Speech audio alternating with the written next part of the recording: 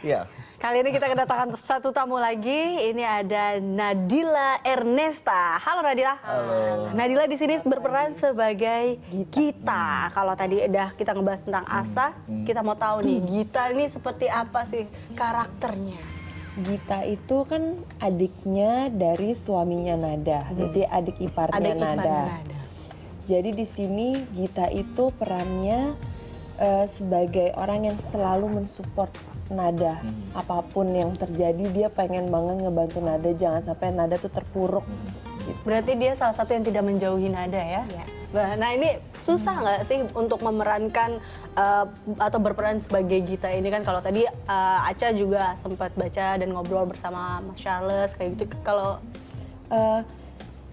aku sama kita sempat reading kan ya, reading kita ketemu sama Bu Yoke-nya. Jadi kita aku sama Caca itu ketemu Bu Yoke untuk ngobrol-ngobrol lebih jauh tahu gitu. Seberapa gimana. lama tuh prosesnya, pendalamannya? Kita kalau reading sih kita ada ketemu 7 harian sama kayak Aca tadi, tapi kalau ketemu sama Bu Yoke-nya sendiri kita cuma 1 hari. 1 hari full Tapi gitu ya? iya, tapi kalau Caca ada hari yang ketemu sama Bu Yoke-nya lagi ya. WhatsAppan lebih. WhatsAppan gitu. Supaya juga nggak terlalu ini ya. Bahwa interpretasinya ini kok biar mereka jalan masing-masing dengan apa yang mereka. Jadi ada improvisasi, penuh improvisasi juga di dalamnya gitu ya. Oke, ada kesulitan mungkin kalau tadi Aca sudah cerita juga pas proses syuting seperti apa. Kesulitan ya pasti ada kesulitan ya dari pertama kan kalau di scene Aca tuh mungkin agak lebih riang yang kayak gitu. Kalau di scene aku sama Marsha ini kita tuh yang lebih kayak ini kita harus nangis terus ya tiap hari gitu. Terus kita ada kita bersama bayi Asa kan. Nah syuting dengan bayi itu ya Charles ya lumayan memakan waktu. Top. Apa nih? Apa top dalam keluar karena harus menunggu mood dari si bayi itu atau seperti apa? Kita jadi kan memang mencari bayi usia 8 bulan. Kita casting luar biasa. Begitu banyak bayi yang datang sampai dikira kantor jadi penitipan bayi, daycare. Tapi kemudian ketemu seorang bayi yang sangat cantik, namanya Akila. Kita coba, kita gendong, kita bawa kemana-mana. Dia nggak nangis. Dia bisa main, bisa ketawa, dan matanya tuh tajam sekali. Yang kita cari tuh salah satunya matanya tajam sekali. Yang kedua, waktu lagi selamatan, hal yang sama dilakukan dan tidak masalah. Nyampe di lokasi, hari pertama syuting pun begitu. Tapi begitu kemudian Marsha dan Nadila mulai menghadirkan emosi, pelan-pelan anaknya mulai merasakan sehingga kemudian akhirnya nangis. Dan sejak dia nangis itu, setiap kali ketemu scene, nangis. Iya. Dan Jadi kita kayak- sampai panik karena sampai bawa dokter karena kita khawatir anaknya kenapa-napa. Takut ada apa-apa, Kita iya. cari stun baby, stun babynya ikut sawan. Iya, jadi emang bener-bener Oh iya? Iya. Ada energi mungkin melingkupi atau menaungi. Dia bisa merasakan kali kayak ya. kan itu kita sedih banget dan emosional banget kan. Jadi mungkin bayi itu pun juga nggak nyaman, ini kenapa sih kayak gini, kayak gitu sih mungkin. Jadi dia, ya bayi pun merasakan film ini berarti ya. Nah ini terkait dengan plot ganda ini, kalau ini seperti apa sih sebenarnya Mas Charles?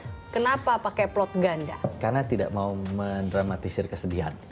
Karena ceritanya memang sudah cukup devastating ya, apa yang terjadi dengan Ibu Yoke. Menurut kami nggak perlu kemudian ditambah dan didramatisir sehingga kemudian berlanjut dan berlarut-larut kesedihannya. Nah karena karakternya Aca seperti yang tadi, bahwa pada saat dipecat pun dia bete di kafe, temennya nggak cuma nanya, lu kenapa sih? Sehingga kemudian terjadi dialog yang kemudian kamu harus begini dan begitu.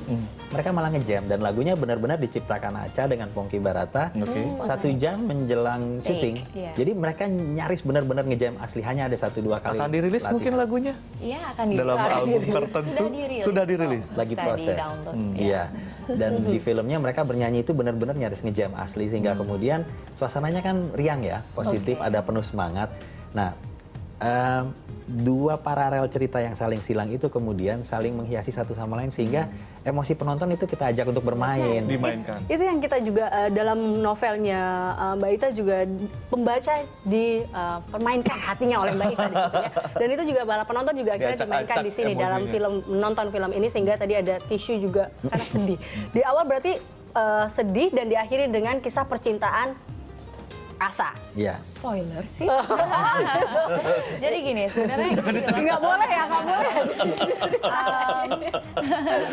biar tambah penasaran nih jadi buat pemirsa yang di rumah. Jadi memang film ini yang spesial buat saya pribadi, memang bagaimana caranya bertutur gitu ya. Charles hebat banget menurut saya, dia salah satu sutradara yang bisa menulis skripnya sendiri dan ngedit filmnya. Makanya dia tahu porsi-porsi mainnya supaya kita nggak kelelahan, supaya kita juga bisa nge-keep emosinya. 1, 2 take, oke, fine. Habis itu ganti lagi gitu. Jadi menurut aku filmnya fresh gitu. Jadi dari awal sampai akhir selalu ada ada refreshment dari setiap scene ke scene-nya, dan itu ngelit ceritanya secara secara jelas tanpa dibuat-buat, tanpa harus menyedih-nyedihkan banget. Tapi kamu nggak dipaksain nangis, tapi ya emang ceritanya tuh penuh makna. Jadi kita sampai kaget bahwa ada yang mengalami loh di Indonesia ini. Dikirain kan kayaknya orang yang AIDS atau yang HIV bakalan yang kayak di Afrika aja, tapi ternyata di Indonesia ini ada teman-teman kita yang hidup dalam stigma. Ada respon khusus nggak sih dari Bu Yuke-nya sendiri setelah melihat filmnya? Kalau respons khusus yang paling membahagiakan adalah begini. Bahkan sebelum kalau filmnya rilis sih nggak usah inilah ya. Beliau sangat berterima kasih dengan apa yang dilakukan teman-teman pemain dan kru. Tapi bahwa kemudian pada saat skenario yang kita pakai untuk syuting draft 5, sekiannya itu hadir di tangannya Ibu Yoke, menjelang kita mau syuting, beliau cuma bilang satu hal, apapun yang terjadi, dia meyakini bahwa film ini akan mendapat sambutan karena dia bilang film ini bukan cuma sekedar film, tapi buat dia adalah jawaban doa. Karena anaknya kan pada saat hari itu kita syuting baru berusia 6 tahun ya. Dengan dia baca skripnya ternyata dibikin anaknya itu sudah berusia besar dan kemudian punya pasangan dan punya harapan untuk hidup dan punya kesempatan untuk punya hal yang sama. Dia bilang itu seperti jawaban dia yang selalu mendoakan anaknya yang bernama Nyoman agar satu hari dia tetap bisa hidup sampai besar dan punya pasangan, punya masa depan. Seperti Asa. Iya. Oke, baik. Ini dari Nadila dulu, kira-kira apa sih yang kalau yang ingin disampaikan juga kepada penonton dengan film ini? Yang mau disampaikan mungkin untuk orang-orang misalnya tahu ada seseorang yang terkena penyakit positif seperti ini, jangan langsung ngejudge karena mungkin aja bukan karena kehidupannya dia, tapi mungkin aja tertular dari suami atau yang kayak seperti Ibu Yoke alami gitu. Oke, ini positif HIV ya, jadi jangan menjauhi tapi Lebih merangkul. Kalau dari Aca? Kalau dari aku, pertama-tama karena aku menyukai genre film drama dan juga ya kita sebagai sineas, apa sih yang pengen kita hadirkan di perfilman Indonesia, pasti kita pengen buat karya yang bagus. Ini karya yang bagus menurut saya. Jadi jangan sampai kita lewatkan, dan Ibu Yurika adalah sosok yang menarik buat saya. Bahkan kemarin tante saya yang kerja di World News, dia pengen buat ceritanya Bu Yoke itu sampai ke New Zealand, tau nggak? Jadi itu sangat sesuatu yang tadinya kita mikir bahwa, atau Bu Yoke sendiri mungkin mikir ini adalah malapetaka yang besar gitu ketika dia menghadapi satu masalah, tapi ternyata look gitu, ada seseorang atau bahkan beberapa orang yang ingin mengangkat ini menjadi satu hal yang menginspirasi gitu. Oke, baik. Baik, kalau gitu ini berarti adalah satu hal yang positif ya. Jadi berarti ini ditunggu aja, nonton langsung ya. Nonton langsung. Ini ada untuk Asa. Hari ini ada. Hari ini ada. Terima kasih Mas Charles, terima kasih Aca, dan terima kasih Nadila telah hadir bersama kami. Dan kami akan kembali sesaat lagi.